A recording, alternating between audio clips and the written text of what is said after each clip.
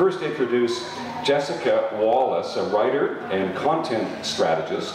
Might have to explain that, in Coquitlam. Her poetry and short fiction has been published in several international magazines, including the Antigonish Review, CV2, and Dyslexia magazine. Her poem, Not the War, recently a semi-finalist for the Tishman Review's Edna St. Vincent Millay Poetry Prize. And Jessica studied creative writing at the University of Sussex in Brighton, in the UK, where she began to write what became her first novel, Meet You There. And just so you know, all of our authors, their work is being featured at Black Bond Books, and after the readings you can go take a look and have a chat with the authors, and they'll gladly sign copies for you too. So please welcome to the Kaleidoscope Story Cafe stage, Jessica Wallace. Hi. So first I'll tell you a bit about the book. So Meet You There is set in the early 2000s. The main character, Robin, is going through some major upheaval in her life. She goes to a therapist who recommends some writing exercises. So the story is framed as that writing. So it's an unsent letter from Robin to her ex-husband. So the section I'm going to read today, Robin's new friend Noel has decided that Robin should no longer be making any decisions in her life, and so he says he'll be her life coach. And the two of them work at a call center, which is where they are at the start of this section.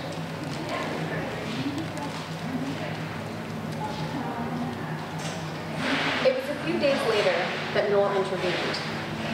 Robin, he said, he'd already developed a life coach voice, dramatic and serious, as though in his mind he was center stage in a dimmed theater.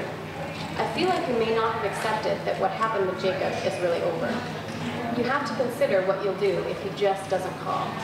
His head tilted gently. It may be time to come up with plan B. C, I corrected him, trying not to sound sour. Jacob was plan B. Right, Noel went on smoothly. Plan C. He was leaning over the top of our cubicle wall again, his chin resting on crossed arms. What's going to be your next move? Are you thinking about maybe getting a roommate? He held a finger up before I could respond, and ducked behind the wall. Thanks for holding, Mrs. Littleton. Life coach easily gave the stage to Employee of the Month. I've reviewed your account, and unfortunately you are going to have to pay a deposit before we'll turn your phone service back on. Noel was right, though. It didn't feel like things with Jacob were over. And they weren't. Not totally. He'd been sending emails, and I, of course, had been responding. Hair in my mouth. I tried to imagine moving on, never learning Jacob's secret to guidebook-free living. What did you do when you got back to Camrose? Had you already started another life after 7 days? Moved your things into another apartment? Was it that easy to begin again? Sure, Mrs. Littleton, and grinned. Listen, I may be bringing this up for slightly selfish reasons, he confessed. Derek isn't being very subtle about wanting me out of the apartment. He said I could stay sleeping on the couch as long as I did the dishes every day, but he started leaving half-filled bowls and glasses all over the place, and I'm sure he burned cheese to the bottom of a pot yesterday just to watch me scrub it off. He hates cheese. I tried to contain my smile. So, you want to move into my apartment? Sure, yes, great, he beamed at me. Thanks, Roomie. As I coughed my surprise, he slipped down behind the wall. Thanks for holding again, Mrs. Littleton. My supervisor unfortunately confirmed that you'll need to pay the $200 deposit, he said, making his employee voice sound appropriately disappointed. So there we were, you and I, the depressed single people, setting up new bank accounts, changing our names. Well, that's what I did anyway. And I must tell you, when I first signed Robin Kent again, I paused at the bank counter, tracing my finger over the ink while the teller watched me with a raised eyebrow. It was a strange relief watching Noel move into our spare room. He brought with him things our boring apartment didn't know how to contain. Boxes of drug paraphernalia, religious textbooks, and energy to fill up the empty spaces. Another person's history suddenly covered the bareness of our walls and pushed completely alone out into the hall. We took a break from unpacking to smoke a joint, sitting cross-legged on the living room carpet. So, Noel began on an inhale. Has it hit you yet? I assumed he meant my new life, rather than the dope. I think so, I told him. I mean, how could it not have? It was pretty barren in here. We exchanged these brief bullet point summaries of our past lives, through the heavy bookstick, that I felt I experienced anything real. And it honestly was a entire crowd of real people who had left the path, burned their books. Interesting, Noel noted, nodding through the exhaled smoke. Derek arrived to help with the move after almost everything was finished. When we met him at the door, he wrapped his arms around Noel in a bear hug. "Hey kiddo," he grinned at me, his chin resting lightly on the top of Noel's head. "How are you holding up?" It was the first time I'd seen him speak, and I tried not to stare at the silver stud in his tongue. "Great," I lied, wondering how much Noel had told him. He held the door open with his foot, letting two strangers trickle in behind him. "Hiya," the girl sing-songed. "We're here to help." She reached up on tiptoe to kiss Noel's cheek. The guy was less enthused and padded down the hallway in bare feet. "Hi," I tried half-heartedly when only Mark and I were left in the entryway. "Hello." He twisted his lower lip to exhale smoke above my head as he walked past me. I lingered in doorways while the two of them peeked through Noel's rooms, offering murmured comments on where Noel's possessions could hang. I held them until I could hear Noel and Derek trying to maneuver the bed frame along the stairwell. Derek's tone was soft when he spoke to Noel. No anger lurked in the corners, showing up in hard consonants, curt responses. I imagined when he found out about Noel and Lucas, he probably just sighed, left some bedding in a pile on the couch, made a mental note to move on. They were already between the 5th and 6th floors when I found them, but I lifted up. Strangers were rummaging through our empty kitchen for a wine opener. "Found one," the girl lipped to be casual, as though I'd had several tattooed guests over in the past. Her lip not, I agreed. Once Derek stood sweating in Noel's new room, looking over the bed for an organic food mart, where she was probably encouraged to judge anyone who purchased dairy. And then, when Noel introduced me, I heard my package, caught a glimpse of the self I had created. My cheeks warmed as Noel named me as his newly separated and verging on a new life roommate. "Robin's heartbroken," he added mysteriously, "but not by the husband who took all the furniture." Aradia gathered her knees between her tattooed arms and leaned toward me with interest. "Really?" She raised an eyebrow. "I'm intrigued."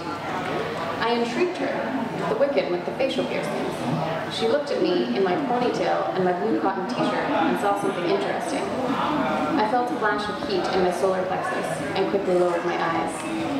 But Noel flicked his lighter then and steered Aradia's attention away from me.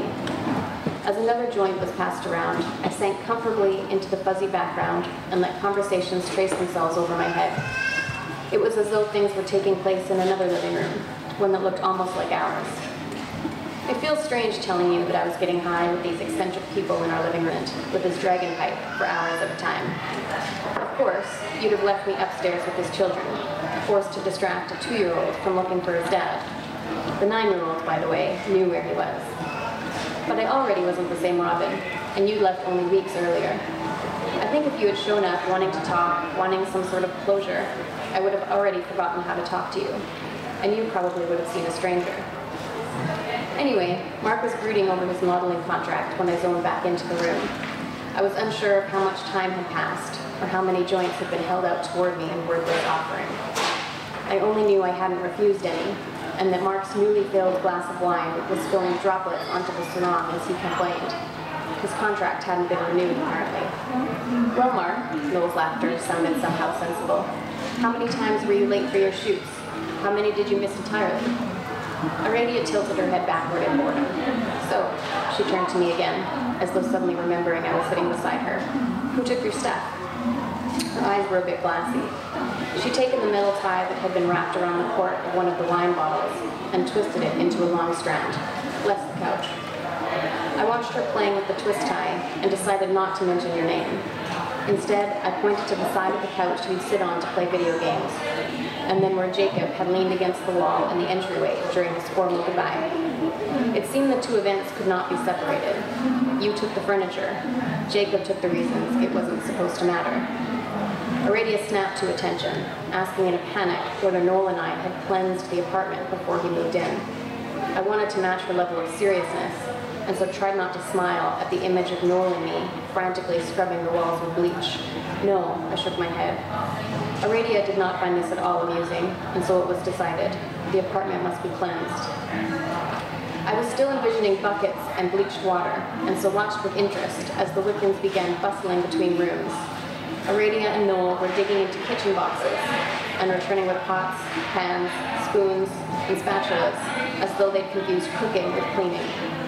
The equipment sat untouched beside the sarong while they continued to search through Noel's belongings. I didn't seem to have any of the necessary tools at hand. Aradia lit some candles in a circle around us and added more incense sticks. The smoky smell mixed with lingering pot and vanilla-scented wax to create a curtain of new ageism around the sarong. I held my breath. "All right, we're ready to begin," Noel said in another new voice. This one was velvet, pulling the mood in close around us. I looked to Derek for cues and stood as he did, backing up while Noel traced an invisible circle on the floor.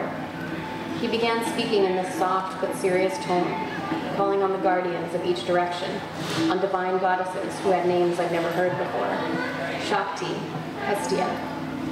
Aradia's breath became audible beside me, as though she could inhale the energetic presences around us. I wanted to keep my eyes closed, but couldn't stop from peeking, like a child trying to pretend she was asleep, but wanting to know whether she was fooling anyone. I think I was half expecting to witness the emergence of spirits from the walls. "In the name of Hestia, goddess of the hearth, I consecrate and clear this space," Noel continued. "Let nothing but joy linger here." Something in his tone brought me back to those annual evenings in church with your family. We'd sit reluctantly on the pews, the incense quietly giving you a Christmas Eve headache, and I'd watch your hands moving in somatic memory, touching parts of your face, your chest, while you pretended to be anywhere else. They were resigned movements, grudgingly communal. Your mother's facial expressions moved fluidly between pride and guilt, as though she was constantly balancing the smugness that accompanied sitting beside her grown children in church with the shame that accompanied the smugness. It was a well-practiced negotiation. I found it strange to replay these memories to the rhythm of Noel's words, as if all things spiritual were somehow connected. When he asked us to open our eyes, mine obeyed slowly, as though I'd been asleep standing up. I shifted slightly, needing to be reminded of my hands at my sides, my feet pushing into the carpet. Noel raised his arms then and boomed, "Negative presences, you are no longer welcome here. We return you to the places from whence you came." He and Aradia reached for the pile of kitchenware, scrambling for the utensils. "Grab some," Aradia grinned at me, banging on her fondue pot with a kitchen knife. I tapped a metal spatula and a small pot together in the form of a question. "What am I doing?" I tried to make my voice reach above the metallic clamor. "Make sure you get all the windows," Noel called out. He headed down the hallway, banging a mixing bowl above his head. "We're waking up the lingering negative spirits and spooking them out," Aradia was matter of fact. "Thus, louder is better." I couldn't stop myself from imagining your face, and then Jacob's, in matching displays of disapproval, both clearly thinking how foolishly I was acting. You would be annoyed that I was being different, as your mother would say, although I pictured her using harsher, more soul-condemning words in this situation. Jacob would raise his eyebrow, repeat Aradia's words in that way he had to make anything sound foolish. It occurred to me then, I could be ridiculous in my own apartment. I could play Wiccan and smash on a pot as though I knew what I was doing. You were both gone. I went decisively to the spot where you would stare at the giant TV, held the pot at arm's length, and attacked with the spatula. A small smile formed on my lips as I let myself get swept up. Next, the front door. I smashed loudly on my pot, as though I could frighten away the image of Jacob's red-rimmed eyes. When I heard Aradia whoop with delight behind me, and the pounding of cookware reach a crescendo, I turned around, refocusing on the moment. I was aware suddenly of my thumping heart and the fact that I was no longer smiling. "Blessed be," Noel announced with finality. We had shooed the negative presences away, it seemed. The apartment had been cleansed. Thanks. Bumper music started to enter your story. It's like it was on in the flat, the soundtrack, the whole time through. Very well done.